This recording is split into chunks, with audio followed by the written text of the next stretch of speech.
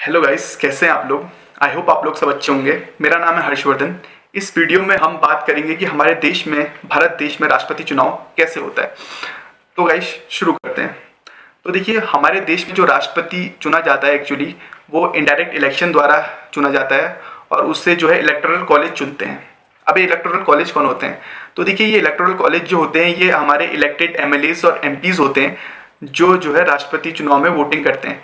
देखिए, ये जानना बहुत ज़रूरी है कि केवल इलेक्टेड एमएलएज और एमपीज ही इसमें वोट कर सकते हैं, यानी कि जो विधान परिषद के मेंबर्स हैं या फिर जो नॉमिनेटेड मेंबर्स हैं राज्यसभा में।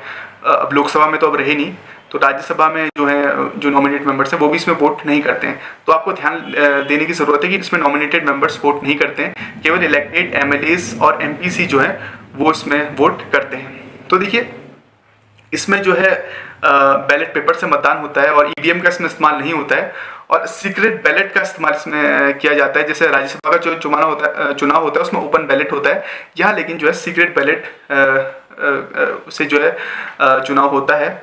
और ये बात आपकी जाननी बहुत ज़रूरी है कि यहाँ एंटी डिफेक्शन लॉ भी जो है वो लागू नहीं होता है राष्ट्रपति के चुनाव में। तो देखिए, ये जो एमएलएज और एमपीज होते हैं इनका जो है एक वोटिंग वैल्यू होती है, वो मैं आपको बताऊंगा। सबसे पहले मैं एमएलए की वोटिंग की वैल्यू की बात करता हूँ कि एमएलए की कितनी वोटिंग वैल्यू होती है। तो देखिए, ये जो वोटिंग वैल्यू है ये पॉपुलेशन के आधार पर डिसाइड होती है और ये जो पॉपुलेशन का आधार जो इसमें रहता है वो 1971 का सेंसस रहता है, तो उसके आधार पर ही पॉपुलेशन डिसाइड होती है। तो जैसे उत्तर प्रदेश की मैं बात करूंगा तो उत्तर प्रदेश में एक एमएलए की वोटिंग वैल्यू जो है वो 208 है। मैंने 2008 बोल दिया गलती से। एक एमएलए की जो वोटिंग वैल्यू है वो है 208। अब ये 208 कैसा है ये मैं आपको बताता हूँ। तो देखिए, 1971 के सेंसस के आधार पर अगर हम बात करें तो जो हमारी उत्तर प्रदेश की बात करेंगे तो वहाँ की जो टोटल पॉपुलेशन है वो है 8,38,49,905। ठीक है, ये वहाँ की टोटल पॉपुलेशन है। अब इसमें फॉर्मूला लगता है कि टोटल जो पॉपुलेशन है उस राज्य की उसे डिवाइड कर देते हैं टोटल असेंबलीज जो वहाँ हैं इंटू 1000। तो मैंने पॉपुलेशन तो आपको बता दी कि इतनी है। अब वहाँ के जो हम टोटल सीट्स हैं एमएलएस की वो है 403, उसे आप इंटू कर देंगे 1000 से।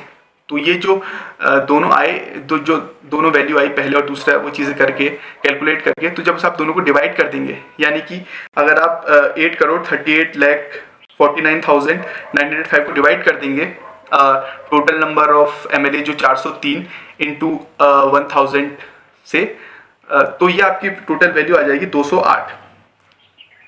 तो ऐसे जो है एमएलए की वोटिंग वैल्यू आ जाती है। वैसे और राज्यों पे भी सेम है, बस पॉपुलेशन देखिए अलग अलग है तो वैल्यूज अलग अलग आएगी। जैसे सिक्किम की अगर हम बात करें तो सिक्किम में जो वोटिंग वैल्यू है वो आपकी बहुत कम है, क्योंकि वहाँ की पॉपुलेशन कम है। तो वहाँ की एक एमएलए की वोटिंग वैल्यू मात्र 7 है। तो देखिए, जितना पॉपुलेशन होगा उसे डिवाइड आप कर देंगे 7, तो मतलब माफ कीजिए, जैसे टोटल वहाँ की वोटिंग वैल्यू जो है वो टोटल एमएलए कितने हैं, तो देखिए 32 है। और सबसे पहले तो पॉपुलेशन आएगी, पॉपुलेशन जितनी है उसे डिवाइड कर देंगे आप 32 टोटल जो एमएलए की सीट है इंटू 1000, तो जो आपकी वैल्यू आएगी वो आपका आ जाएगी 7। तो ऐसे ही आप अलग अलग राज्यों की पॉपुलेशन और वहाँ की जो असेंबली सीटें हैं इंटू 1000 करके वो आप निकाल सकते हैं।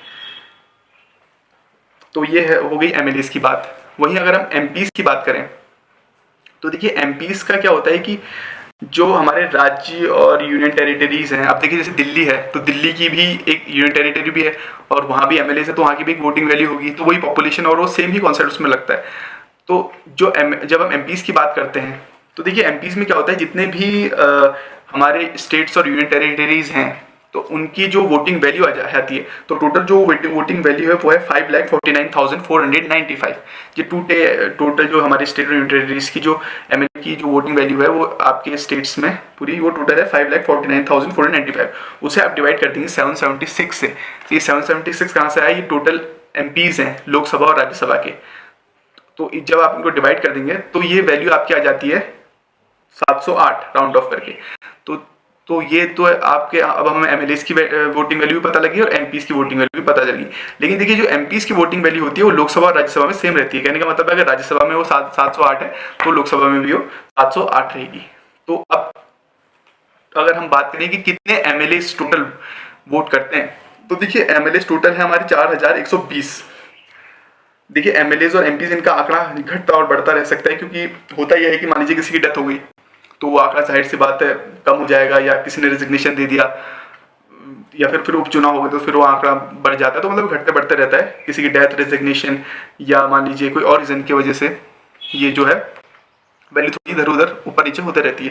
तो एमएलएज टोटल है 4120। तो इनकी जो वोटिंग वैल्यू है टोटल इन 4120 एमएलएज की, ये है आपके 5,49,495। ये टोटल वोटिंग वैल्यू है एमएलएज की।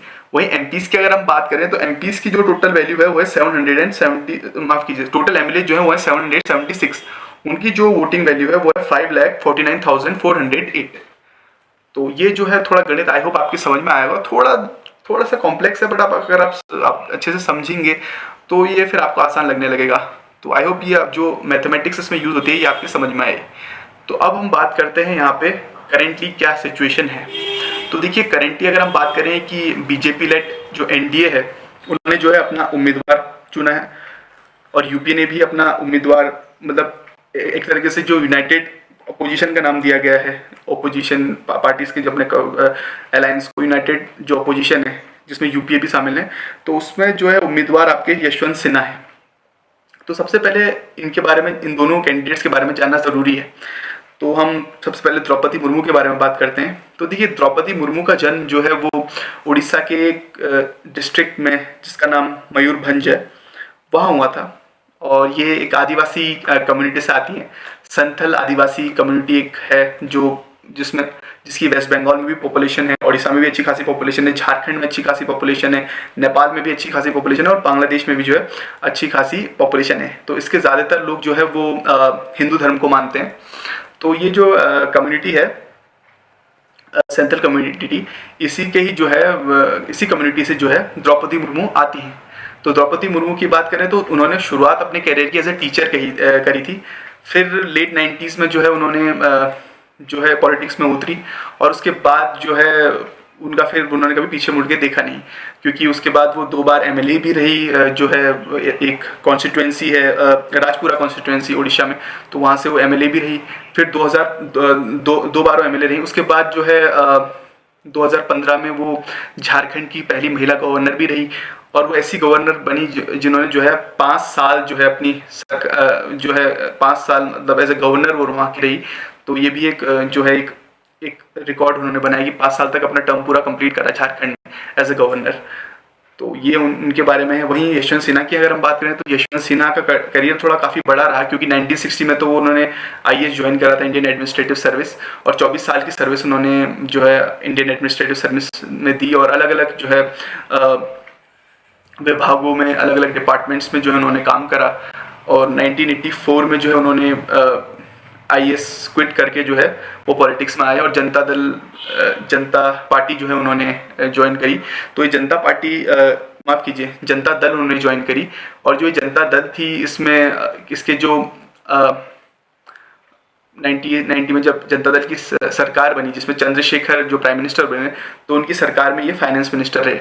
बाद में फिर उन्होंने कुछ समय बाद फिर बीजेपी ज्वाइन करी। फिर 1996 में बीजेपी के स्पोक्स पर्सन रहे, और उसके बाद फिर वाजपेयी सरकार में ये फाइनेंस मिनिस्टर फिर दोबारा रहे, और 2002 से 4 तक फिर ये आपके फॉरेन मिनिस्टर भी रहे, विदेश मंत्री।